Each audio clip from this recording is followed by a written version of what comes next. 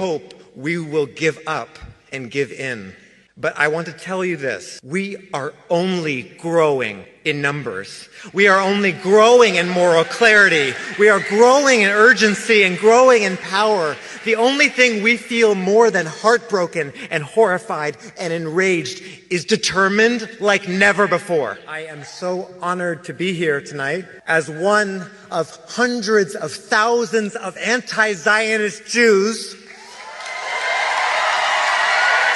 We refuse to stand by silently as Israel inflicts unimaginable violence against the 2.3 million people of Gaza who have been under blockade since 2007, the majority of whom are already refugees from the Nakba. As Israel murders thousands of Gazan children, elders, journalists, poets, parents, doctors, teachers, entire families, so many still trapped under the rubble, so many starving, so many ill with no medical care. We grieve every single life, a whole world.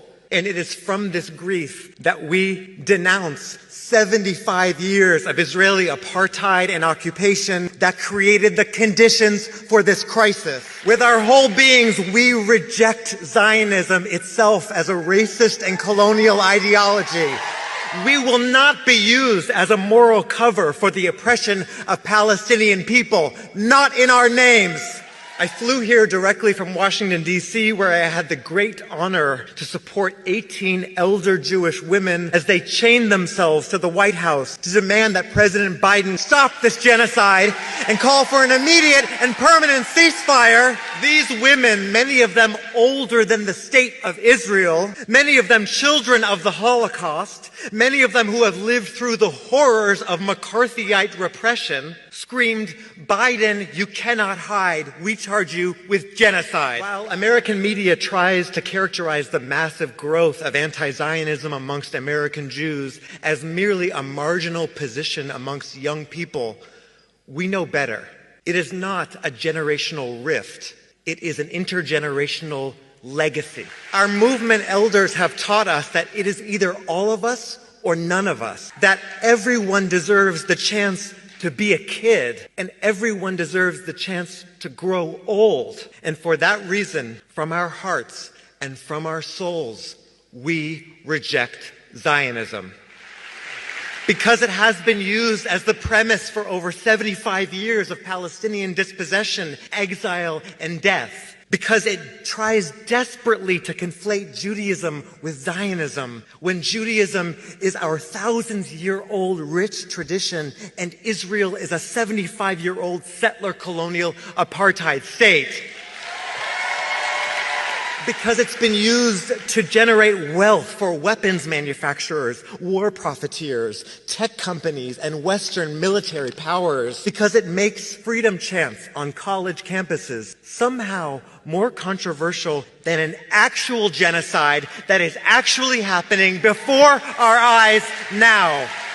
Because it has been used to stoke Islamophobia, to criminalize dissent, to break apart social justice movements with false and cynical accusations of anti-Semitism, positioning Palestinian people and Jewish people of Arab descent on the opposite sides of a colonial regime, instead of as neighbors who have lived together for generations. Because it has been used as a tool for British imperialism in Palestine, and as a false solution to centuries of European anti-Semitic violence, of European fascism that Palestinians have nothing to do with and should not have to pay for. Because if you really care about Jewish safety and about anti-Semitism, you would fight fascism, and you would fight white supremacy, and you would fight austerity, and you would fight militarism. You would not fight Palestinians. Because we use the word genocide on purpose. Not only because Israel's acts meet the legal definition of the crime of genocide, but because we know what genocide is,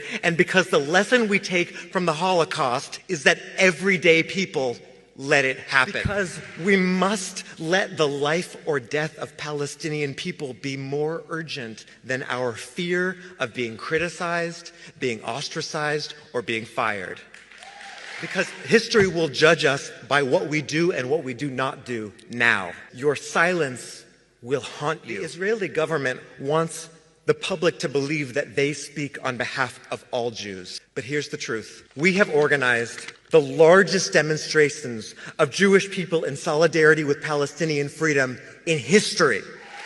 We have poured into the streets and locked down congressional offices and shut down train stations and blocked bridges and taken over the nation's capital to say no business as usual while the U.S. is arming and funding the genocide of the Palestinian people. As thousands are chanting around the world, we are not freeing Palestine. Palestine is freeing us. Because none of us are free until all of us are free from every river to every sea.